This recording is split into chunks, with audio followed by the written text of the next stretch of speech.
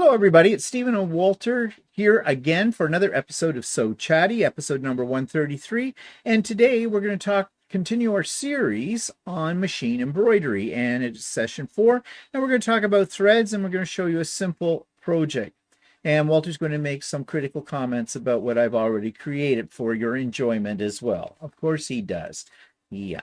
So, first of all, let's take a look at what I just finished, which is a timely piece, because it is an embroidery piece. And this is the North Woods Table Runner by Designs by Juju, or was it Sweet Pea? I'm all mixed up. I think it was Sweet Pea, which means it was probably Designs by Juju. But anyways, I've made this for my nephew that will be visiting in Australia. And you saw it last week in bits and pieces on some of the other videos that I put up, but this is what it's like when you get it all together. This is the kind of thing, it's an in the hoop applique design. I love doing them. They're a lot of fun. Sewing them together when I first did something like this was a little bit tricky, but it's not hard. And once you've done one, you figured out how to do it. In fact, the designs are such that they mark where you should sew pretty much with it. One thing though, word of caution, when you pick an in the hoop design, and if it gives you multiple sizes, make sure that when you pick the design or the pieces, that you've picked the ones that are all the same size, because the bear, the moose, and the owl I had to do again because I picked the second largest, and I was doing the largest design, so the pieces would not match up. So I had to redo those. I now have mug rugs. But anyways, yep, so that's kind of fun. So let's move on then. Walter has nothing to show you, as usual, but whatever. So we'll skip over that. Announcements. Sewing with Stephanie and Stephen this coming Wednesday, as usual, 9 a.m. Eastern. A link is in the show notes. I will be the only one, though. So because Stephanie is flying off to go to QuiltCon. And she's meeting up with Shannon on Wednesday, I think, when she flies out. So she will not be here this week. So you're stuck with just me. Maybe Walter will make an appearance. Maybe he won't. You never know with him. You know, well, if he does make an appearance, half the day will be gone anyways, because someone stays in bed. Yeah, whatever. So that's this coming Wednesday. Pop-up sew day. I am having one next Saturday, February the 24th. Link is in the show notes. Now, if I used to do this as a reoccurring link, meaning that I didn't have to set it up every time, but I can't do that now. Well, I can, but the way in Zoom's mind, reoccurring means if you were doing on the same day of every week, or you were doing it on the same week or whatever of every month, well, I never know when I'm doing a pop-up, right? They're not on a regular basis. I usually do at least once a month.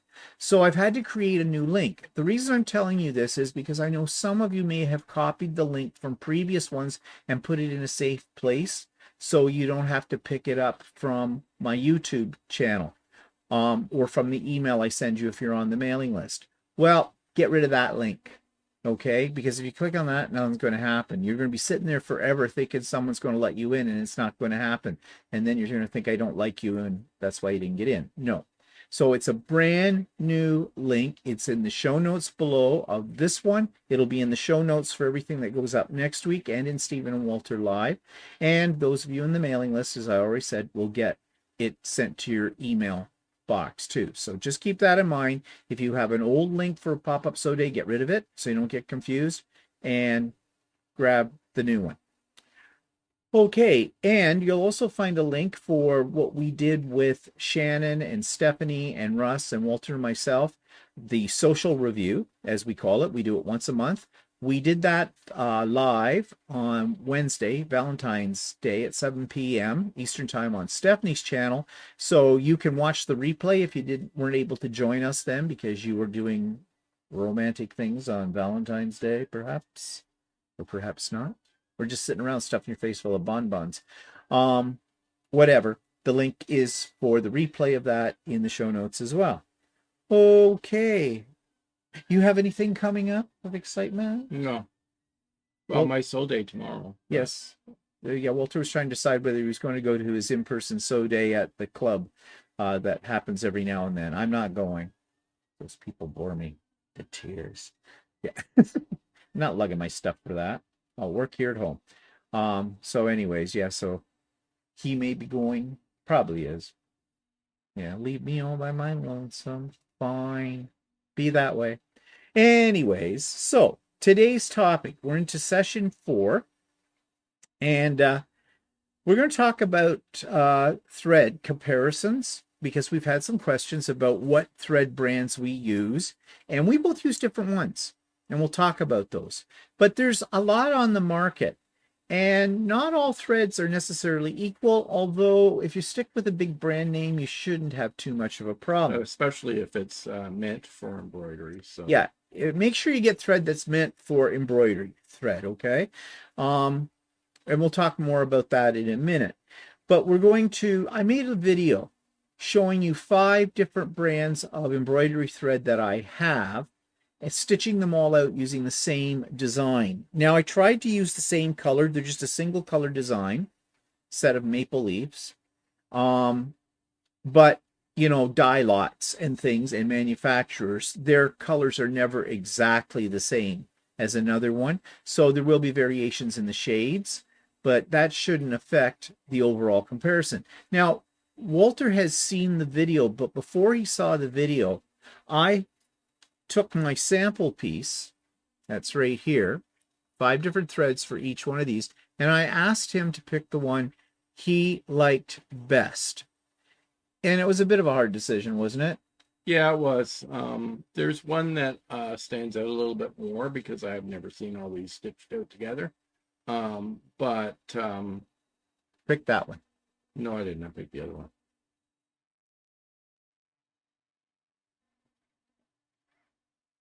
No, you didn't. Yeah, that one. I picked that one. Oh, wait. Okay, never mind. It's been like this for the last half hour before we started recording this. Everything that I have said and done, I stand to be corrected. Why? Because I'm an idiot. Okay, this one he picked. Yes. That I'll let you know right now. I don't know, maybe I shouldn't let you know right now. This is Madeira. We'll talk more about the threads anyways. The one that I picked, well, I like the Madeira, and when I started examining it really close up, I liked it quite a bit, but I use the one that's down in this far corner, where my finger is right here, and that's my Floriani. And I love Floriani. I've used it since the day one because that's what my local quilt shop sold, but it is a good thread, and it has a bit of a sheen to it, and it's got a little bit more of a shine to it than the Madeira does. We did, though, up here, I stitched out using Super B. I wish we... No, that's Madeira. You just put it. What, did I put it Madeira? Yeah, I did. I'm backwards. Okay, where this finger is. Yeah. That's Super B or Superb. The reason we keep saying Super B or Superb is because that's the thread that comes from Monfil, and you've heard us talk about Monfil. It's sort of their brand of thread.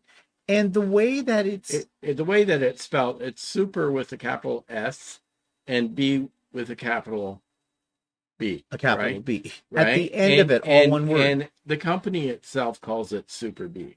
Yeah. Right? But if you look at the word, it spells superb. It's superb. Yeah. So they call it Super B. So, yeah. So before we get comments going, that word's superb. No, they call it Super B. They're in Quebec. They do everything different. Okay, maybe it's French for superb. Well, I don't know. Other than the two, other than the Madeira that's at the top, right? That's Super B. No, that's the Madeira there. Yeah. Other than the Madeira at the top, right? That I liked, right? I liked all the rest of the ones on the outside almost equally. But neither one of us cared for the one that's in the center. And the reason we didn't like it, this is a Wonderfil Decobob thread. And we're going to talk about the weights afterwards, but that's a factor, the weight of thread. And that particular thread was the thinnest or lightest of all of the threads. Or the thinnest. It's an 80 weight, whereas these other ones are 40s, and They're all they're all 40s. 40s. The other ones are all 40s. Yeah, there's a mistake in the video. Yeah, we'll tell you about the mistake in the video. My mistake. Of course it's my mistake, because Walter's just too perfect. Okay, so without further ado, I'm going to insert that video in here, and then we're going to come back, and we've got a few notes to go over with that. So I'm doing a little experiment to show you what the difference is in various popular brands of embroidery thread. I have got a pattern on here. It's maple leaves, and they're all in the same, pattern. But what I'm doing is I'm stitching it with 5 different threads. The first one is Floriani, the next one will be Glide, then Aurifil, then Super Bee, and then Madeira. So what's happening right now is this design is being stitched out with using Floriani thread. And I will show you little bits of each one, and then we'll compare them to see which one we think we like better. Now, just a little note here. All of these brands of thread are equally good. It depends, though, on how much sheen you want and how well your machine will accept them. We'll talk more about that later. Just another note here as well. I'm doing them all in as close as I can get it shade of blue. Now the blues are not exact because these are different brands of threads, and I don't have a wide selection in some of these brands in shades of blue. So I picked 5 that were very close in color, but there will be a difference in the shade. So don't let that interfere with you. Also, what I've done here is I have layered 2 layers of no-show mesh and a piece of quilting cotton on the top, and that's what I'm using as my background for each of these embroidered projects. Also, the pattern that I picked is one that was built right into my 550E Janome embroidery machine. So I picked this one because it's a single color for my comparison. Now I've moved on to my second thread sample, which is Glide. Glide is a thread that I use primarily for quilting on my long arm, but it can be also equally used in your embroidery machine, as you can see here. And now you might be asking me what the weight is of these threads. The Floriani is 40 weight. The Glide, however, is a little lighter. It's a 60 weight. Does that make a difference? I don't think it makes enough of a difference to be really worried about it. Now, I just noticed something here. I have 2 layers of no-show mesh, but you can see here I have a little bit of puckering because these are fairly intense designs, and I'm doing multiples on this one spot. So what I'm going to do is I'm going to stick 2 more layers of no-show mesh. I'm going to stick it underneath the hoop, called floating it underneath, and that should save my problem that I'm having here. And I thought I'd show you what I mean by floating it underneath the hoop. Here's 2 more layers of no-show mesh, and I'm doing this with one hand. Usually I'd be using 2, but I'm holding my camera with the other one. So now what I'm going to do is I just lift up the hoop a little bit, and I slide this right under, and that's all I have to do. Now, the next thread is Superb or Super Bee. Never sure which way they would like you to say this name, but this is a brand that comes from Monfil, monfil.ca, which is a company in Quebec here in Canada. And Walter uses this pretty much exclusively for all of his embroidery, and he loves it. It's a really good price. Out of all the ones I'm testing today, it's probably the least expensive because I believe it's around $3.99 Canadian a spool. And it's a large spool of, I think, about 1,200, 1,300 meters. Might be just 1,000, but we'll check with Walter on that. But he's had great success with it. As I said, this is what he uses exclusively. Now, I was going to try Aurifil, but I had a problem with Aurifil. My machine does not like it. And I mentioned earlier that depending on your machine, there are some brands of threads your machine, for one reason or another, will not like. Now, it could be the way the thread is wound on the spool. There's two ways of winding thread on a spool. One is called cross-wound, and one's called stacked. If you use a cross-wound thread, and if you're having trouble with it in your embroidery machine, you might want to put it on the horizontal pin. This one up here on my machine, horizontal pin, as opposed to the vertical pins. Now, I very seldom use the horizontal pin because I use pretty much exclusively Floriani threads. But I suspect that because the Aurifil, I did some research, is cross-wound, that it doesn't come off the spool quite as readily. And that can give you a problem. Or it could just be that my Janome machine does not like Aurifil thread. I don't know which. But the other threads, I think, are what they call stacked wound, which means they just come straight up off the top of the spool, and those work fine in your vertical pins. So you may have to experiment with different brands to see what ones your machine likes the best. The fourth thread I have in my machine is Madeira. Now, Madeira is a fairly expensive thread, and in my area it is not very easy to get. But there are many manufacturers of embroidery machines that make this their recommended brand of thread to use. It is a good quality thread. As I said, a little bit more expensive than the other ones that I use. I'm not exactly sure the dollar amount. And of course, it can depend on where you buy it as well. Weight-wise, though, it is 40 weight, and the Superb, or Super B that we used over a few minutes ago, that one is a 40 weight as well. Does the weight make a difference? Well, I said already earlier, it might not. It depends. As long as it's working fine in your machine and you like it, then it's probably not a problem at all. Now, I am going to throw in a bonus thread, which I have never ever used in my embroidery machine, and it's one by Wonderfil Deco Bob, and it, I believe, is, I think it's an 80 weight, so it's a very light thread. So we'll try that next. For my last sample, I'm using Deco Bob by Wonderfil, and I have never ever embroidered with this, and I can tell you right now why. This is an 80 weight thread, the thinnest of the threads I'm using in this demonstration. And I can see right now that I do not like what it's doing. And I don't know if you can pick it up or not on the camera. You see there looks like there's little white bits in here?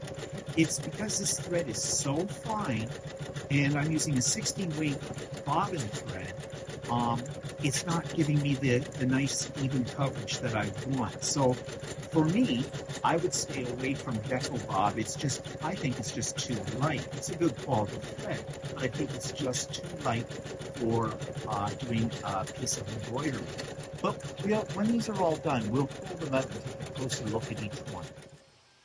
Okay, let's take a little closer look at our samples and see which of these I prefer. And after I've done this, I'm going to let Walter take a look at this and tell me which one he prefers as well, but I'm not going to tell him which thread was used on this sample or where it was used. So here are all my threads. My first one right here is the Floriani, and this is what I stitched out with the Floriani. And as you can see, it's got a nice rich color. There is a bit of a sheen to it as well, which is something I like in an embroidery thread. I think it makes it pop from whatever you're doing. My stitches are all nice and even. Tension is good. So that one I like, but I am biased towards Floriani because that's what I have the most thread of, and it's what I started with when I first got into machine embroidery. The next one is Glide, and I love Glide thread as well, but I use it principally for quilting on my long arm, and I don't really use it in my embroidery machine. But let's take a look at its sample, and it's right here. My camera will focus, and again, it has a little less sheen to it than the Floriani. And remember, I couldn't pick exactly the same shades for every one of these threads. But it does have, and if my camera will focus, there we go, you'll notice there are some little specks here, some rough specks. And that's my bobbin thread pulling up. So there's a bit of a tension issue. Whereas with the Floriani, not so much. And look, now you can see the real shine I was talking about as I move the camera around it. But this is not a major problem. This is definitely me being very, very picky. Okay, well, let's take a look at the next one, which is the Superb or Super B. And that's up here in this corner.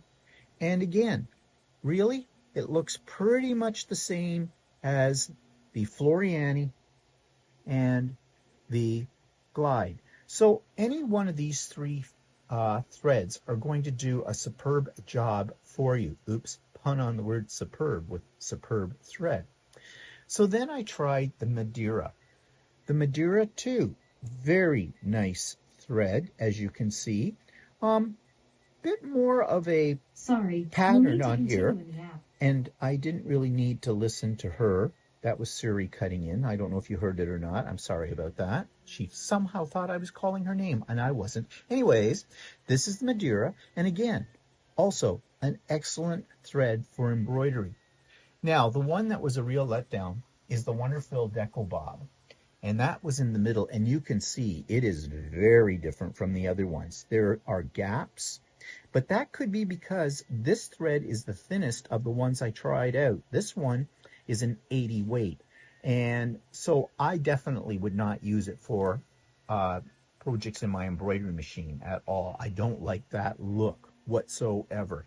It may be fine when you're doing something else on your sewing machine, but on your embroidery machine, as far as I'm concerned, it's the worst one of the lot. So there are some samples of the threads, and now what I'll do is I'm going to get Walter to take a look at these and see which one he likes the best. This could be interesting. Okay, so first of all, let's talk about the weights of the threads. They are all 40 weight, except the one that was done right in the center, and that was the Deco Bob, and it's an 80 weight.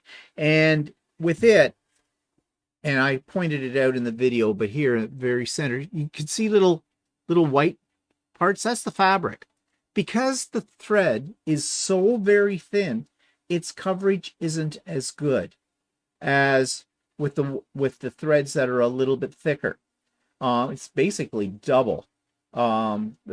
It's half the thickness of the other threads.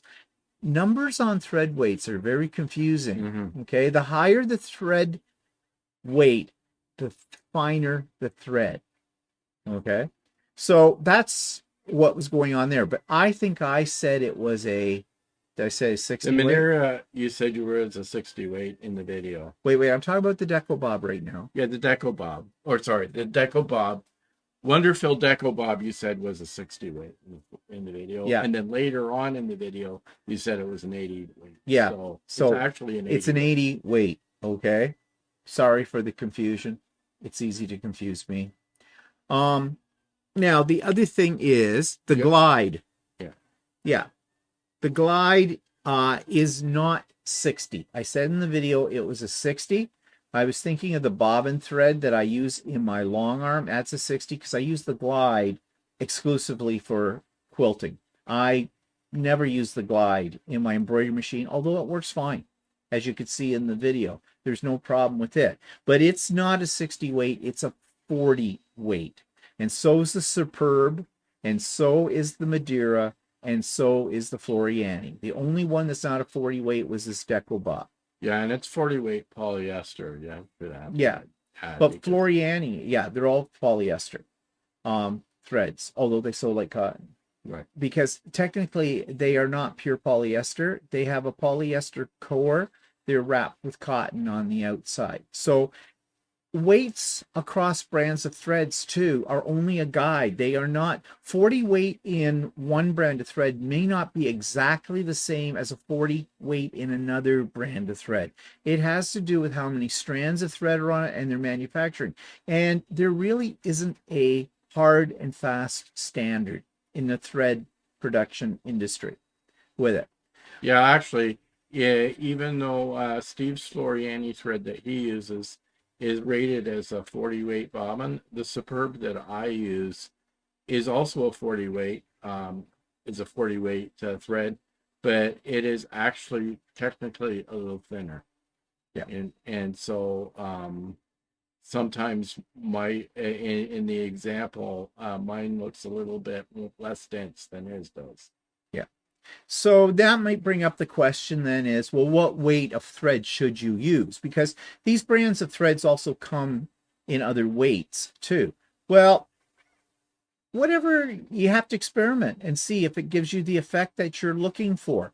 I wouldn't go too much less than a 40 weight. I think that would cause problems. Plus, you'd have to also make sure you have the needle that'll work with that. Yeah, the other problem with the example that Steve showed is a 1-layer embroidery pattern that he's got. And some embroidery patterns, when you get to the more complicated ones, will put layer upon layer in it. And then you'll get a thick buildup of thread. And that might cause could cause you problems with the thicker weight thread. Yeah. So. And so you should stick to the stuff that they actually say, the company says this is meant for machine embroidery, and stick with that. One type of thread, and I just thought of this, that we have never ever talked about, and I'll probably never give you a demo of, is metallics. Metallics can be difficult to work with. Most times you need to have your metallics put on a horizontal spool pin as opposed to a vertical. And you can, if you don't have a horizontal, you only have vertical, you can buy a little plastic attachment adapter. They don't cost that much money, that you just slide over your vertical pin, and so you have this horizontal part. The trouble with metallic threads are they actually do have metal in them. And so they break very easily. So if you're going through something that has a lot of layers, like Walter just said, of thread built on top of thread, you may have a lot of thread breaks with that. I have used metallic sparingly, and it can be nice. You can have some nice results. I have used it on a couple of projects where it actually did call for metallic. And I ended up doing like the Nutcracker that I did. I did one with non-metallic in the spot they suggested, which I just used a gold thread. And then the next version I did, I actually used a metallic, and actually it only had about 1 or 2 thread breaks with the metallic when I used it.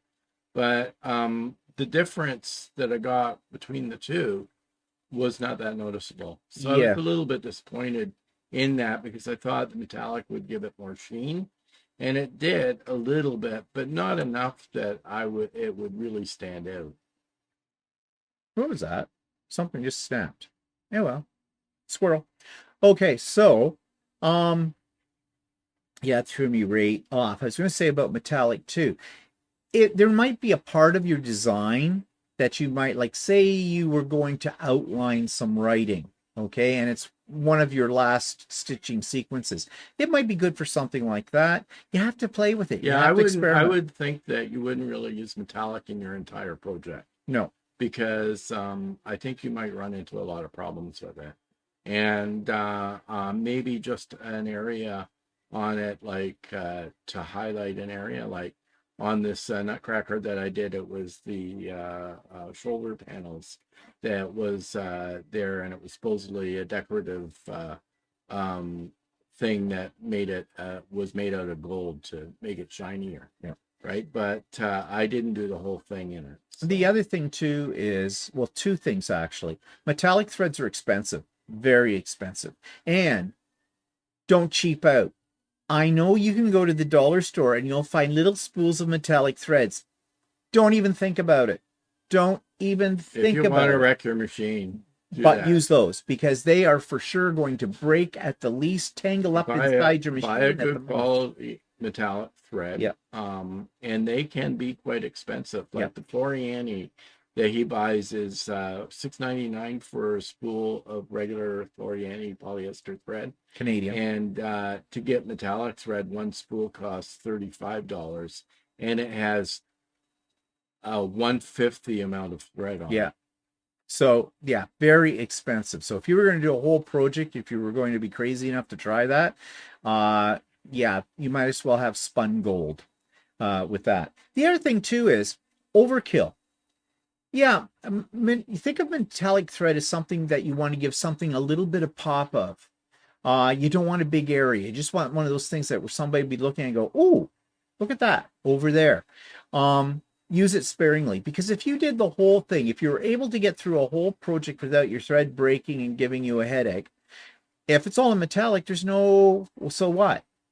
It's just going to look like another piece of embroidery except shinier. That's all. So yeah, so think about that if you're going to go down the metallic thread route. The reason I bring it up is because many people, especially when they're doing Christmas projects, that's something that lends itself to putting a little bit of the sparkle into stuff. Well, think about it before you do it and experiment with it. Okay. Now the other thing out of that video, you noticed I mentioned hearing something. It probably wasn't, you probably didn't notice it on the video because you're not attuned to what my machine sounds like. You know, think of your sewing machine. You know when things aren't quite right. You hear them first. You've been using that machine for a while. You get used to what it's going to sound like. And when it's not sounding the way it's supposed to, you know there's a problem, right? Don't ignore the sounds your machines make. There are early warning that something maybe really bad is going to happen. So stop it and figure out what's going on. In the case of my machine, I could hear, and it wasn't picked up by the video, my bobbin was bouncing. Now the bobbin will bounce in the case. I mean, think about it. Your thread's coming up from the bobbin, it's being grabbed by a needle, and it's being pulled. Okay, pulled and pulled. And so that's why you have a little cover over top that you can see through, because your bobbin bounces. Okay, the bouncing bobbin. And that's normal. But if it's starting to make a real loud noise when it's coming up, like you clack, clack, clack, clack, then you know there's a problem. It could be misthread. It could be a bad bobbin. Or in the case of your embroidery machine, it means, okay, I don't have enough tension on my bobbin. It's too loose. So there's the top thread and the bobbin thread should be equal. That's your tension. Okay. When one is higher than the other, if the tension's greater on your upper thread, it's going to pull up the bobbin thread to the top, and vice versa. If there's too much tension on your bobbin thread, it's going to pull down into the back your top thread. So your stitches are going to sink down where they shouldn't sink down. You usually don't have to adjust the tension on your embroidery machine. In fact, do everything but adjust the tension if you have this problem. And one of the ways you can get around it is just add a couple of more layers of stabilizer. And that's what I was showing on there. I was floating them underneath the hoop, and that solved the problem. Also, if you see that your fabric is pulling, it's starting to little micro puckers around the edge, it means you don't have enough stabilizer. Stop the machine. And you can simply do it by sliding a piece of like I stabilizer underneath your embroidery hoop carefully. Now you do have to cut your thread, but that's easy. You have a little cut button, you cut it. Don't take your hoop out of the machine, just leave it there because there's a little bit of play in your hoop.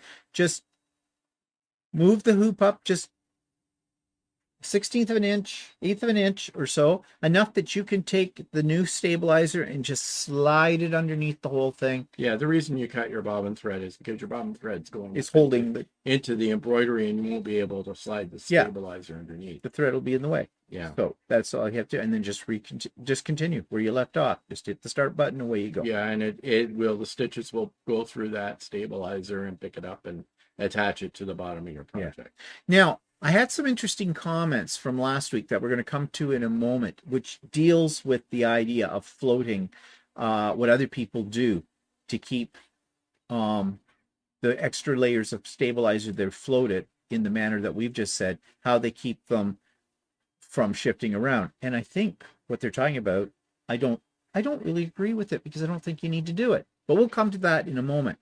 Okay, so I think, were there any other things that we wanted to note in that video?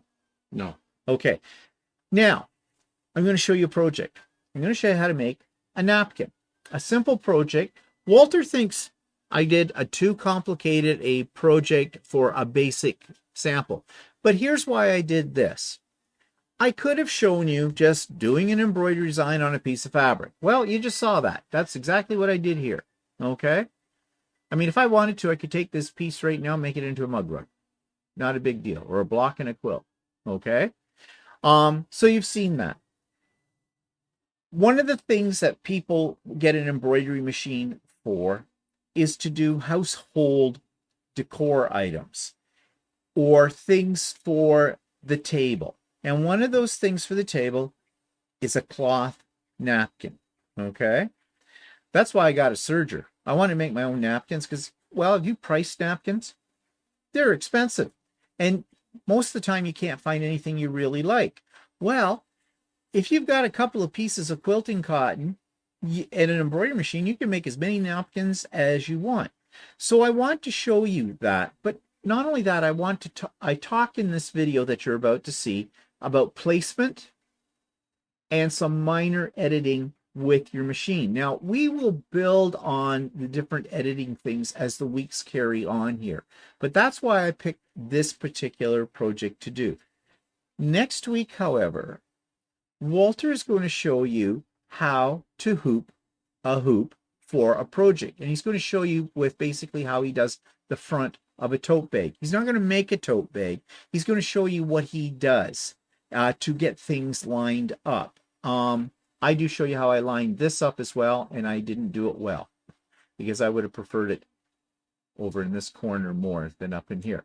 But this was just a demo. Plus, I would have used a smaller hoop. Yeah, of course you would have. We'll come back to that after you've seen this video and talk about what he means by why I didn't use a smaller hoop. So I'm going to show you how I make a simple napkin. Now, for my fabric with this, I have picked out 2 fat quarters that are both the same. I could have used different ones. I could use yardage. But for the sake of this demonstration, I picked out 2 fat quarters, and I have cut these 2 fat quarters to 18 inches by 18 inches. Now, I've taken one of these fat quarters that I've cut down, and I've put it in my hoop. And I'm using a fairly large hoop to make sure that this big piece of fabric is secure. But I'm going to have to adjust where I want my embroidery design to go. And I've chosen one that I'll show you in a minute that is basically a fancy monogram. It's the letter S with some flourishes around it. And I want to put them right down here in this corner of my napkin. So when I hoop this up, I use 2 layers of no-show mesh. I may have to add another layer, float another layer underneath because it might pull. I'm not sure. It depends on the number of stitches and how intense the embroidery design is. So before I put this on the machine, also I want to mention that I have a fair amount of overhang, enough that it's secure in the hoop, but I didn't want too much in it because I will be trimming this down a little bit. So that's the first thing I've done. I've got it all hooped up. Now I want to pick my design, and I'm going to show you how I do that. Okay, so I'm at the screen, the edit screen of my embroidery machine, and I'm going to pick a design. And I have this design already on my USB drive, and there it is. So I'll just pick that. And it tells me how big the design is. That's fairly big, 5.5 inches by 5.5 inches. Well, that's not really the whole size of the design, but it's the whole size of this hoop. So it's saying I'm using the 14B hoop, but I'm not. I'm using a larger hoop, the 28B. So the first thing I want to do is go into my edit screen, and I'm going to change the hoop size. And I'm going to pick the 28B because that's the one that I'm using. And so you see now it's placed the design in the center of the hoop, but I want it down in this corner as close as I can get it. And of course the editing program will only let you go so far, so you don't have to worry about it going outside of the hoop. But that is still a very big design. So I want to reduce the size of it, and I'm going to go into my size editor, and I'm going to reduce it down to as far as I can go, to about 80%. And then I'm just going to slide it down again into the corner. Now, that may be a little big. I don't know. I'm doing this for the not for the first time. I've done this many times, but not with this particular design. I cannot make this design any smaller. So we'll see how this works out on the placemat.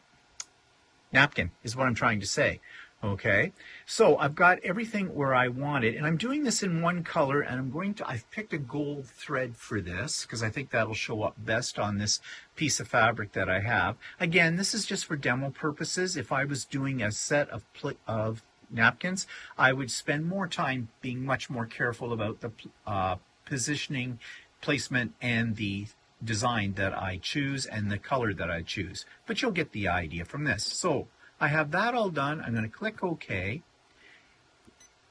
And there's my design. Don't worry that it doesn't look exactly where we placed it a moment ago. This is just a representation of the design on the screen, not the actual placement.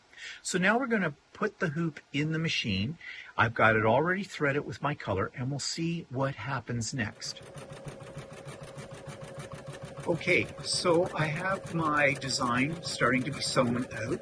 This particular design is going to take 20 minutes according to my edit screen, and it is about 7,800 stitches in total.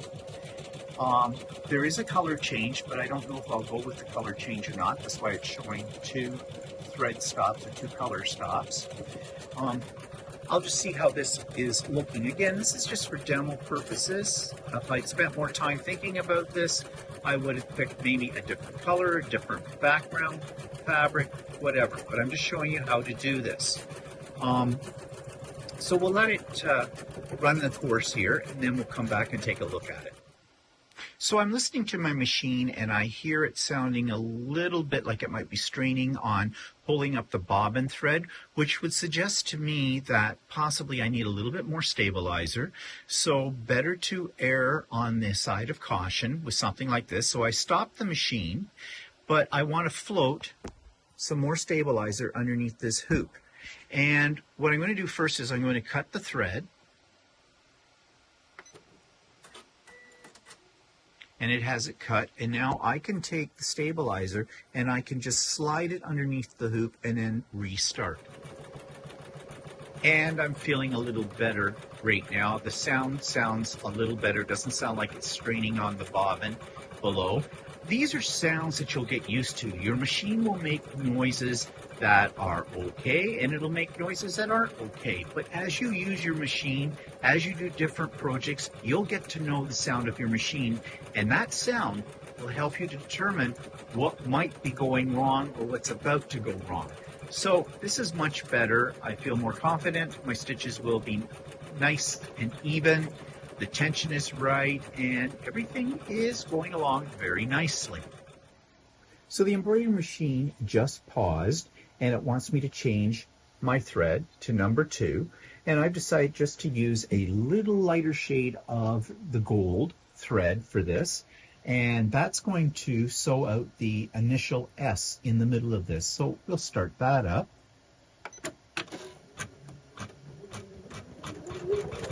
Now you'll notice sometimes when you start to print, you'll get a little tail of thread.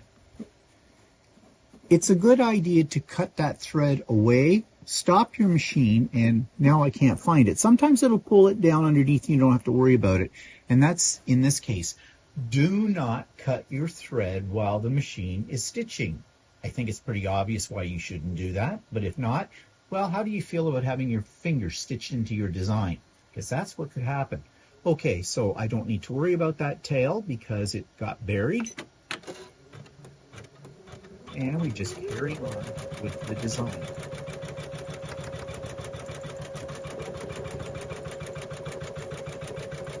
And things are looking pretty good right now. So we'll just leave it to finish its thing. It's got about 7 more minutes to go, and I'll show you what the end result is. Okay, so we're just coming to the end of this design, and you can see that it was probably a good thing that I did do a color change because the S seems to pop a little bit better off the design. And we're just coming to the end of this right now, so it should finish up, and there we go. So what we're going to do next is we're going to take this out of the hoop, but before we and once we've done that, then we want to trim away the excess no-show mesh stabilizer on this. So come over to my cutting table and I'll show you how that works. Okay, so I've unhooped my design and I want to get rid of this extra stabilizer. We don't need it anymore. Now you're going to say, you wasted a lot of stabilizer. Yes, I did. And just get over it, because that's going to happen. So I've got my handy dandy By George trimmer. And this is a great little tool. You don't need it, but I love it. And if you happen to see one, if you're going to do a lot of this kind of embroidery, you're going to want one of these. It's a trimmer by George 2.0, and it is by the Hoop Sisters. And you can probably find it in your local quilt store or buy it online. So what makes this different from any other kind of ruler? Well, it has the usual markings for a ruler, but it also has this lip right along here, this little metal lip. And what you do is you're going to remove your stabilizer without cutting your fabric. So you pull your fabric back to basically the edge and line this up, and take your rotary cutter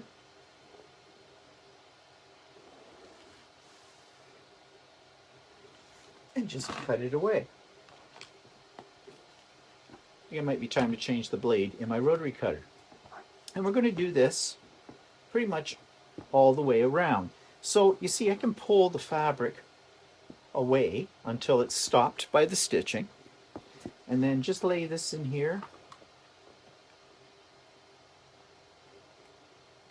Oops. My arm was probably in the way. And let's just get rid of this excess. You can save those pieces for smaller projects if you so desire. I'll be honest, I don't.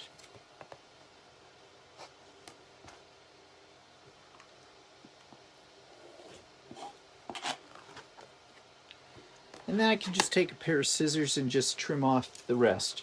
I want as much of the stabilizer off this design as possible.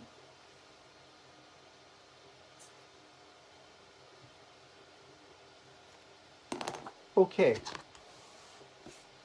so we've taken the stabilizer off. As you can see, oh, there's one big piece I could get rid of. Careful not to cut your fabric or your design. Okay, that's pretty good.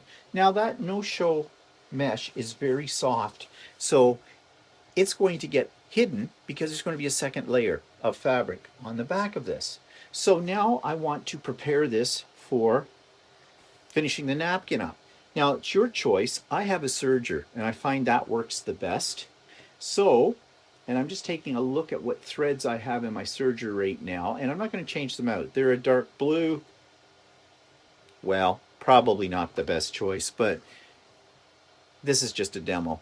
So I'll lay this right side down, take my second piece of fabric, which is cut exactly the same size as the one I just embroidered on, line up the edges. And you're not going to get it perfect because there's going to be a little bit of pulling in, like when you quilt a quilt and you start in the center and your quilt gets a little smaller. The same thing is going to happen here with your embroidery design. But that's not going to bother us because we would just line it up best we can and then even off the edges. But because I'm going to use a serger, I don't have to worry about that because the serger will cut the fabric. I like to anchor it. You can use pins or you can use clips. I'm going to use clips, and I'm just going to go all the way around the perimeter of these two pieces of fabric, clipping them all together. And then I'm going to go over to the serger, and I'll do that off camera. And I'm just going to serge all the way around this piece. Now, remember, I have a little bit more fabric than I need here on the edges, and I did that on purpose so I can get that monogram design as close as possible to the corner. Actually, it's in this corner, to this corner. You see up here it's a little bit sticking up, so I'm going to take probably 1/2 inch to 1 inch all the way around off this piece of fabric. So that is something you want to keep in mind when you are cutting your fabric, that you give yourself enough fabric that you can cut away, and it's not going to make your project a little too small. I like large napkins, so this one will be about 17 by 17 inches, 17 inches square. Okay, I've done all of that. And now I'm going to take it over to the serger and serge all the way around. And there we have our napkin. Now, I could have been a little bit better with the placement of my monogram. I would have liked it maybe down here a little bit more. And of course, I would have changed the color of my serging thread to go with my fabric a little better. Although this is a very dark navy blue, almost looks black, and it doesn't look too bad with this. But this gives you the idea of what you can do, and this is a very simple project. And if you have a serger, it makes it even simpler because this is a rolled hem that I have on here now as well. But of course, there's nothing saying you couldn't just put it on your domestic sewing machine and do a regular hem, or even a rolled hem. If you've got the right foot on your sewing machine, you can do that too. So I hope that as our first little project here, you learned some things about machine embroidery and doing some basic embroidery to enhance any project that you might be thinking of making. Okay, so as promised, why did I use such a big hoop? Well, I explained it in the video. I wanted to have enough fabric so that I wouldn't have to worry about not having enough, and it would be stable in my hoop. However, I could have used a smaller hoop. Well, one thing it did that is that by using that big of a hoop, you could show how you positioned the embroidery into the one corner. Yeah, that is why I did that. That shows you that. However, if it was me, I would have mapped out where I wanted to put the embroidery, and I would have put the embroidery into a smaller hoop in the center. But and what he means by map it out is exactly what I did in the video. Yeah, I showed you on the editing screen. I just used a bigger hoop. But that showed you, at least that showed you how to adjust your stitching in the machine and how to resize. Yeah, and that was really the point of that. Also, I did waste stabilizer, okay? And I know that, and you're all going to kind of crap your pants, those of you that save every crumb of fabric and everything like that. I don't get too uptight about that. As I said, I buy it by bulk pretty much. But if I'd used a smaller hoop, I would have used less stabilizer. And when I floated the extra layers underneath, even though I was using a larger hoop, I could have used a smaller piece of stabilizer for that. I didn't need that great big piece that covered the whole bottom of the hoop because all I was interested in was that one little corner. So I could have used a quarter of the amount of stabilizer when I was floating it underneath to give it a to give it a thicker layer. I could have. I didn't. Why? I didn't really think about it when I was making the video. I was trying to get the video done. Okay, I'll be honest about it. Okay. And I did show that I serged this napkin. And again, this was just a demo. I didn't bother to show you the serger because that's a different type of video with it. But just showing you how to finish it off. Serger works really well for that. But if you've got a domestic machine, as I said in the video, you can use your domestic machine to finish off the edges. And I think most people know how to do that as well. So that video was more or less to show you just some of the basics of being able to move a design to a spot you want it to be in, and how to reduce the size of the design given the limited capabilities of your machine in there. So that was what that was all about.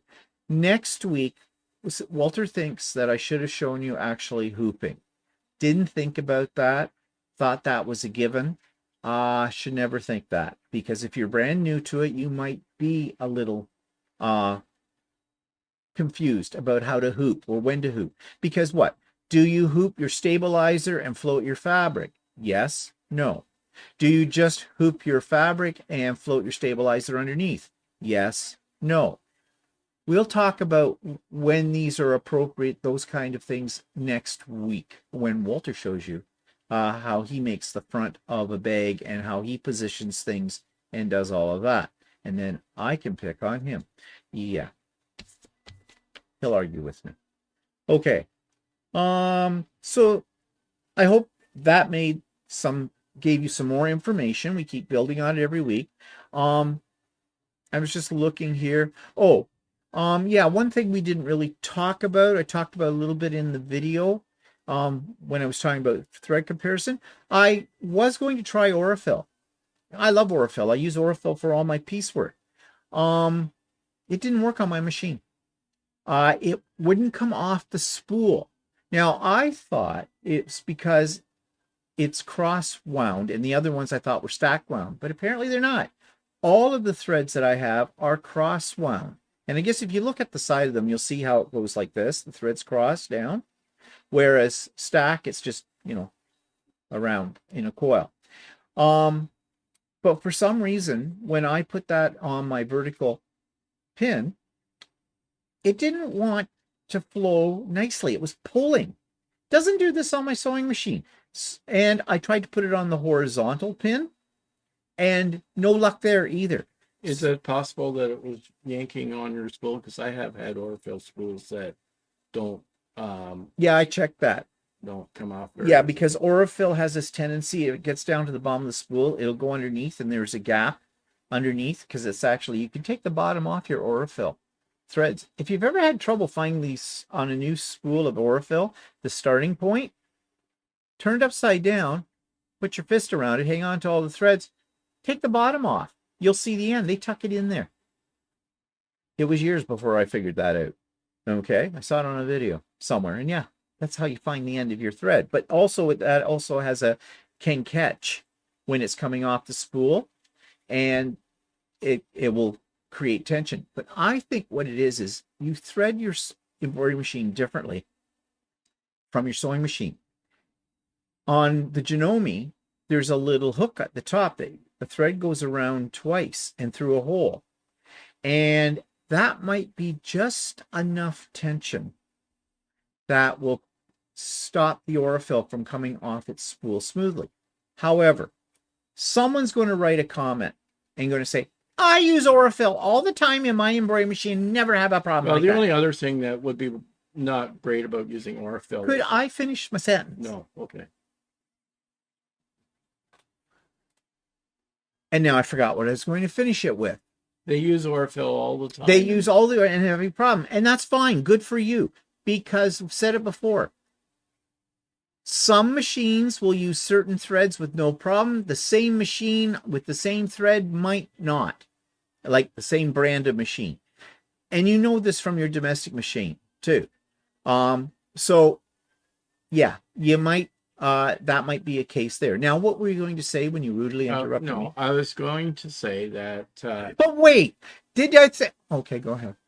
I was going to say that Aurifil thread doesn't have a sheen to it. No. So you would have a duller looking embroidery project. Be matte. And I'm not 100% sure how color fast Aurifil thread is. Well, it doesn't run when I. No, I know, but I meant against sun damage.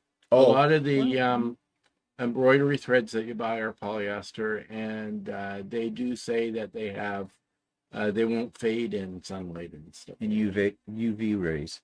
Yeah, I don't know about that with Aurifil. So yeah, it might be a consideration. But I mean, if you've got Aurifil, you might want it, and you think you want to try it. I don't know who wants a matte finish, but I did see somebody not so long ago said they wanted to. You said it. I'm surprised that I would be surprised if people would use Aurifil because of the cost of the spools. Well, yeah, because Aurifil here in Canada is about $18 a spool compared to Floriani that has pretty much the same amount on a spool for $6.99. I mean, if you only need one or two colors, that's not too bad. But on a project like we're doing the Maple Leafs, but if you're want to do a complex project like the ones I do on my bags, I often need 30 or 35 colors. Yeah. And you do that all in Aurifil, and that's going to cost you. Also, it could be, remember I said about the weights of threads? There's not really a standard. So Aurifil thread that I was using was a 50 weight. So it's actually that would make it a little thinner than the embroidery thread. So you would think there'd be less like tension going through the needle, but it may be the way they manufacture it. I think Aurifil, uh, they have several strands that are wrapped around a core, which might make it just a little bit thicker than what they're telling you it is. Yeah. I don't know. These are all theories with this. And I did a little research on the internet, and you really don't find a conclusive answer to anything like that I could find. So if somebody out there knows for sure, I don't want a theory. I have a theory. I want the truth. I want the hard, cold facts. Okay. So anything else you want to add about those two videos before we go to several comments that we had this week? No, go ahead. Okay. All right. So we had some comments from last week. One comes from Jennifer, and she says, although I'm familiar with Monfil and their products, this was a great refresher. When I ordered my first beginner's machine embroidery pack, I did get a roll of 3.0 weight cutaway stabilizer that is great for making placemats, mug rugs, and coasters. I have discovered that paper medical tape works well for securing fabric that's being floated and tears away cleanly if it is accidentally stitched through. It's much cheaper than the specialty tape sold by most embroidery companies. Okay, there's two things here. One, and I think we mentioned this when we were talking about the weights of stabilizers last week. Yeah, she got 3.0. That's a fairly heavy cutaway stabilizer. But having said that, you probably only need one layer of it for most projects too. So we said that before. It might be more economical in some cases to use a thicker stabilizer. The other point that Jennifer brings up here is what she calls about securing the fabric that's been floated. And she says she just uses medical tape. There is an embroidery tape you can buy, and Jennifer is right. It is fairly expensive. And I'm not sure when she's using it. If I'm thinking when she says floating, I don't use any tape when I'm floating. The only time I might use tape, and I use masking tape, is sometimes in some embroidery files, especially in the hoop kind of things that you have to do in pieces. Two small pieces, they may have you stitch them in one hooping. But what happens is because you have to have so much fabric beyond the stitch line when you cut it back, that fabric is going to get in the way of the other design, the way it's positioned. So they recommend that you fold the fabric back of the one design when it's done, that flap of fabric kind of a thing, and use some tape, some embroidery tape, or I use masking tape or painter's tape, and just to put it along that to keep it out of the way of the needle and the other design so it doesn't stitch over the top of it. Now there are some designs I remember when I first got into machine embroidery where I had to put a backing piece of fabric on the back of the hoop, on the reverse side of what you were embroidering. And I found at that point in time, it was very difficult to just slip it underneath and make sure it was in the right spot. So you take the hoop out, turn it over, put your fabric down on that, and then just tape it. Or in some cases, they have an opening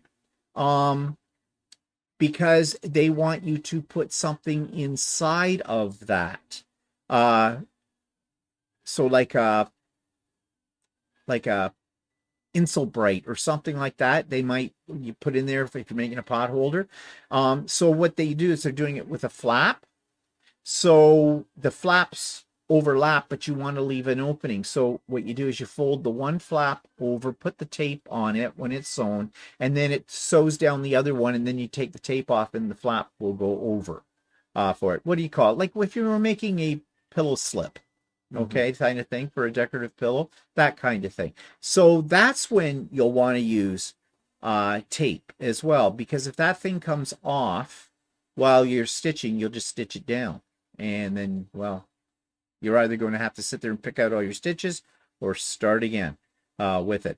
But just for floating a piece of stabilizer, just with what I was talking about before and doing, I don't use any tape for it. I don't either. I've floated a notional mesh, and I floated what do you call it, the wash away stabilizer, and I floated tearaway stabilizer, and I just slide it underneath the hoop and make sure it's not folded Yeah. over or anything.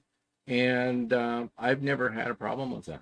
Well, another person said, Kim said, I always float and use tack down stitch.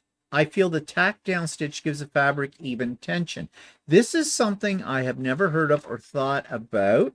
I still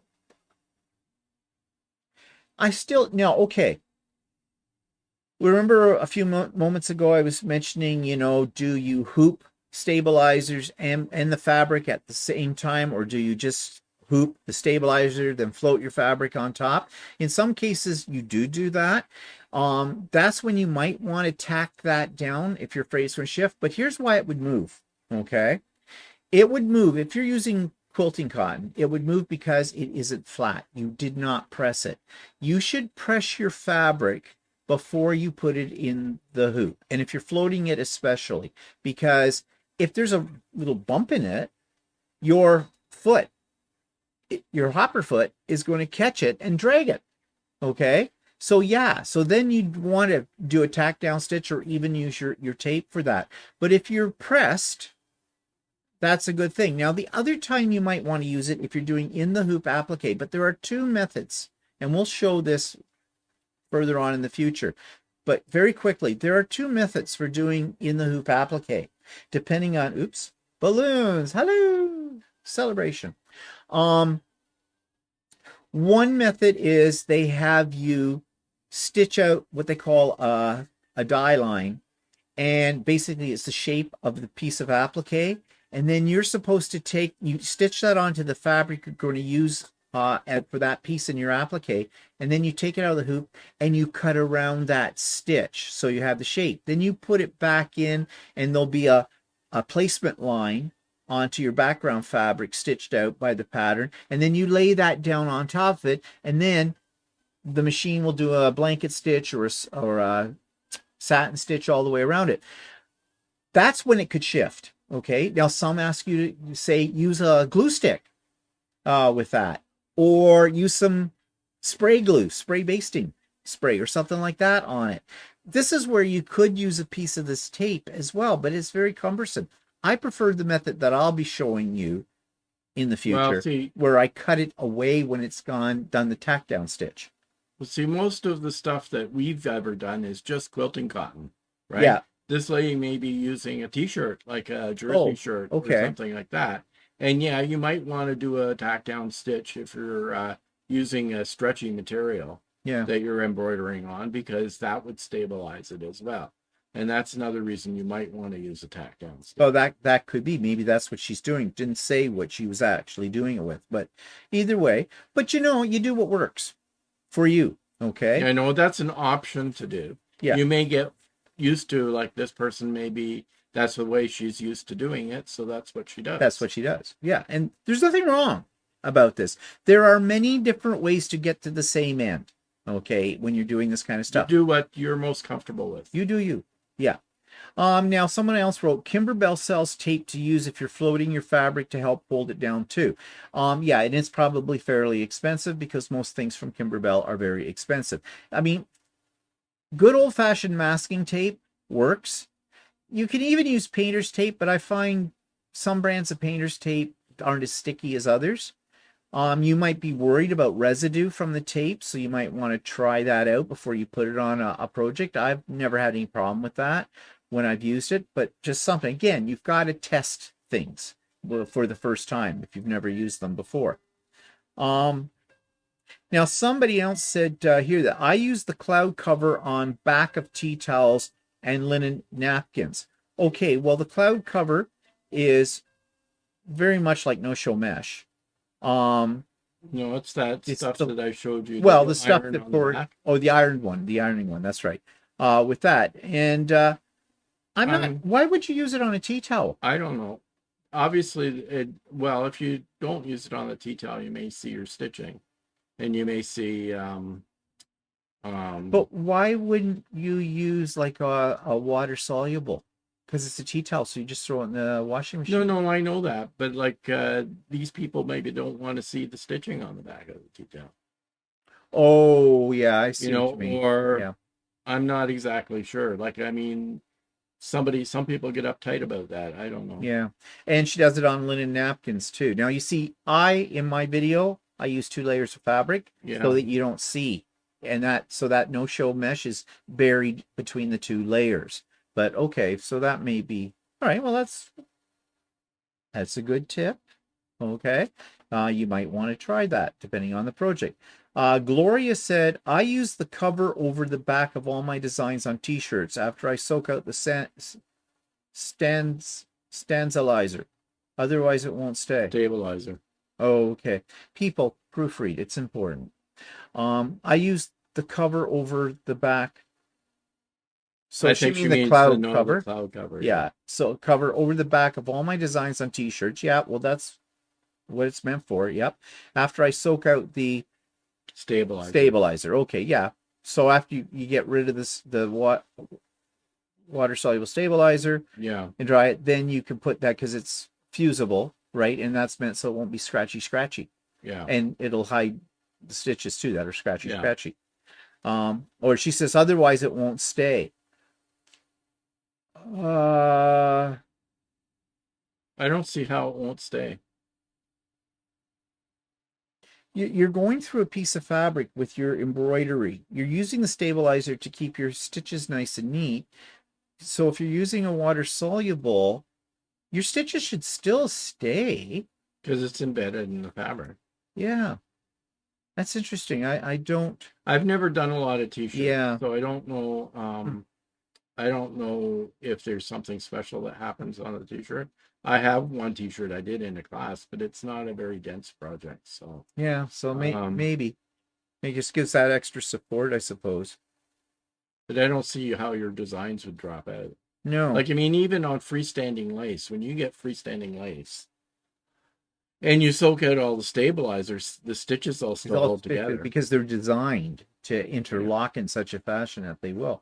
Huh, that's interesting. Maybe, Gloria, if you hear this, maybe you can fill us in a little bit more on that, because I'm trying to picture why that is necessary, why your stitches wouldn't stay.